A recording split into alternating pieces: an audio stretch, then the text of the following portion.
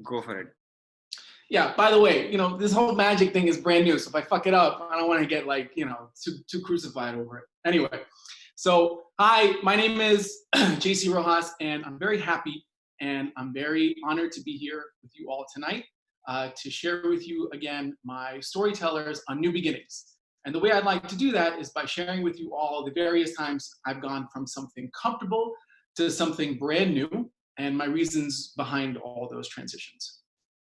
So I'm still 35 years old, and this coming fall will mark the 8th time I've made a dramatic, life-changing decision and have had to reinvent myself.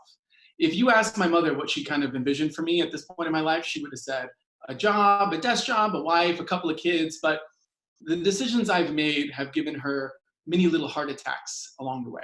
The first of those was when I graduated from college. I'm actually a Penn undergrad. I was a math major here. And when I graduated, I went and I lived in Morocco for a little while.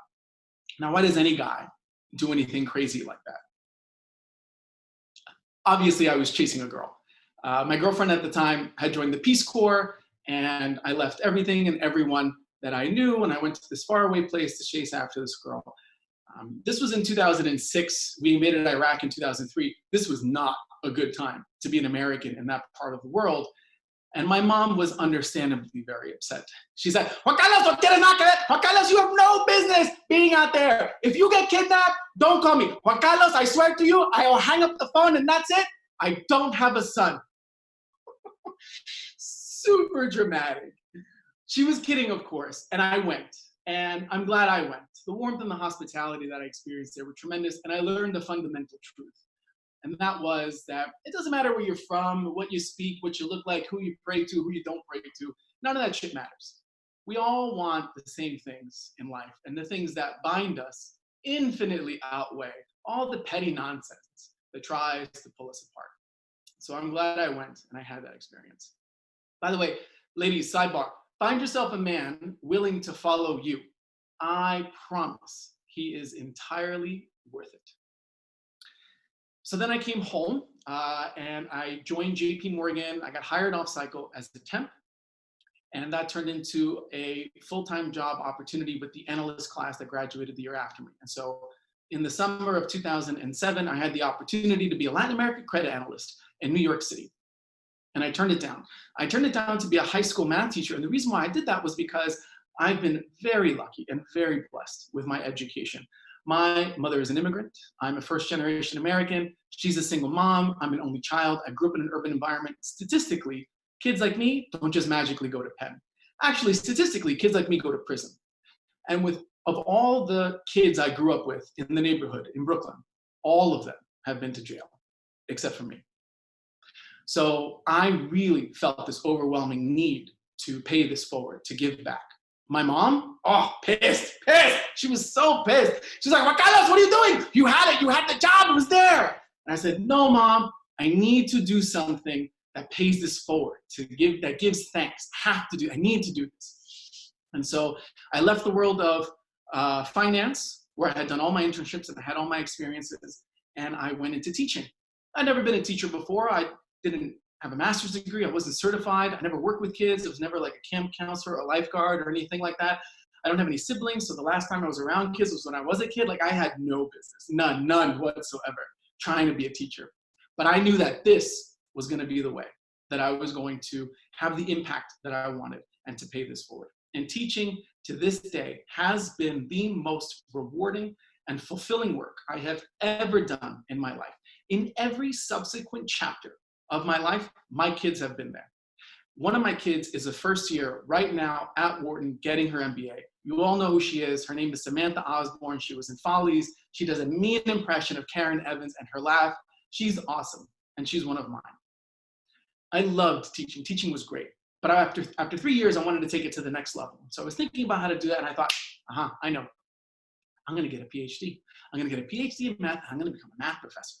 And so I left this beautiful community where I was teaching, and I went all the way to Bloomington, Indiana, to go to Indiana University and join their math PhD program.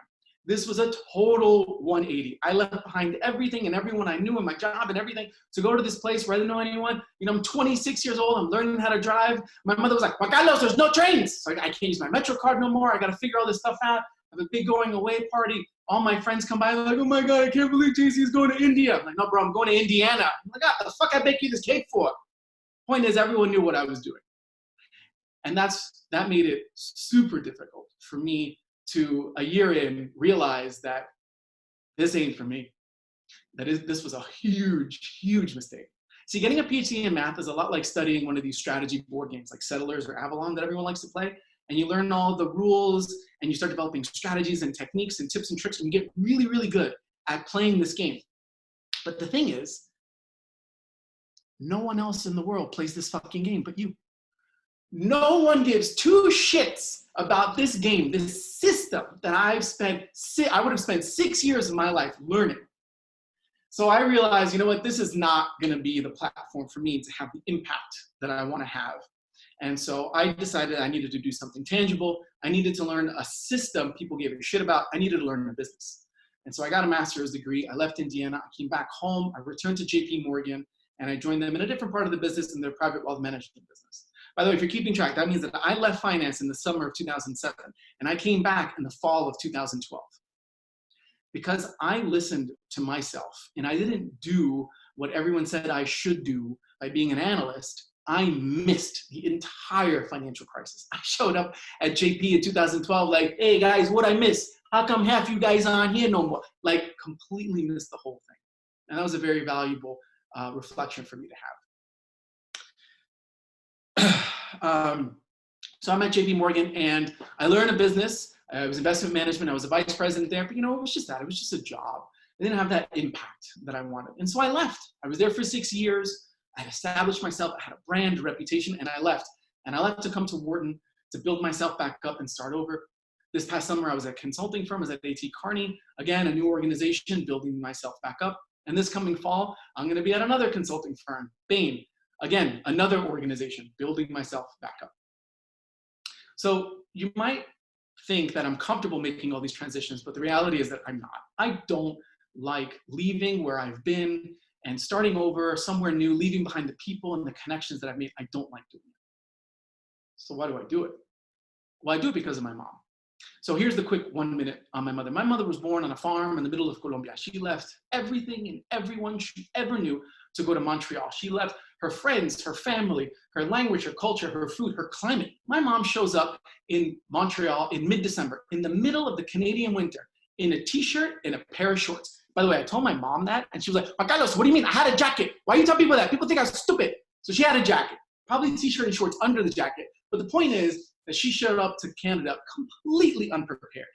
And she hustled, and she figured it out, and got the language down, and got a job, and blah, blah, blah. And then improbably, she did it again. She did it again to go to New York, to come to Brooklyn, New York. Forget about it. No one wanted to live in New York in the 70s. And she did it. And why? Why did she do all this sacrifice and hardship? Well, she did it for me so that I can have better, so that my beginning could be a little further ahead than hers was. And so when I think about what I need to do, whatever I do, it has to be big. It has to be big like what my mom did. And this isn't coming from her. My mom wants me to have a job and just kind of coast through life. That's what she wants, stability. But I have this version of my mother's voice in my head that goes, Juan Carlos, this isn't enough. This isn't enough. That's what pushes me to keep doing this thing that I don't like doing, transitioning, always constantly looking for the next thing and leaving and moving on. And so here's the point. This is my takeaway. Honor the people that have come before you. We are all here because we are standing on the shoulders of an army of people that have invested into us, that have helped us get to be at the best business school on God's green planet. Your friends, family, teachers, mentors, coaches, all these people that have invested so much time, energy, resources, attention into you. And for you to just kind of shrug your shoulders and say, this is good enough. For you to go to a safety school like Harvard and be like, this is good enough. That doesn't really honor the sacrifices of all the people that have come before you and invested into you. So my hope is I'm going to keep pushing. I'm going to keep doing this thing that I don't like to do. And I hope that one day, this little voice in my head that sounds like my mother is going to go, Juan Carlos, this is enough. And a natural follow-up to this is, how do I know? How do I find this big thing? How do I know if it's the right thing for me? This semester has been very challenging for me personally, even before coronavirus, and it sparked a very intense period of self-reflection. And so I'd like to share with you guys the answer that I've come up with for myself to this question.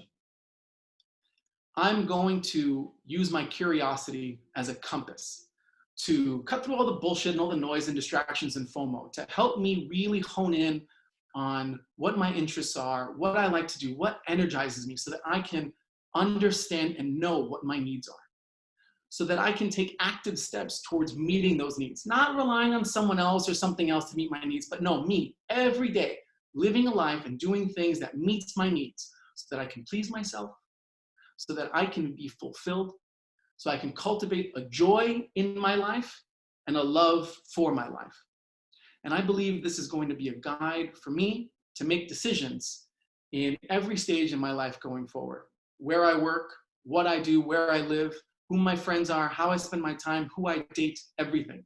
Making thoughtful and intentional decisions that advance my desire to meet my needs, be fulfilled, find joy and love for my life. And I have full faith that following this will put me on the right path towards finding the right thing for me, the right big thing for me. And in this way, I know that I'm going to be able to honor the sacrifice and the hardship and all the bullshit that my mother had to go through for me. Thank you for your time. Thank you for your attention. On a quick, very quick personal note, I want to say that I'm so very sad to be moving on from Wharton and to be leaving you guys behind, especially like this, without any sort of in-personness. I'm going to miss you all so very much. And I look forward to the day when we can all be together in person. And until then, good luck, stay safe, and take care. Thank you.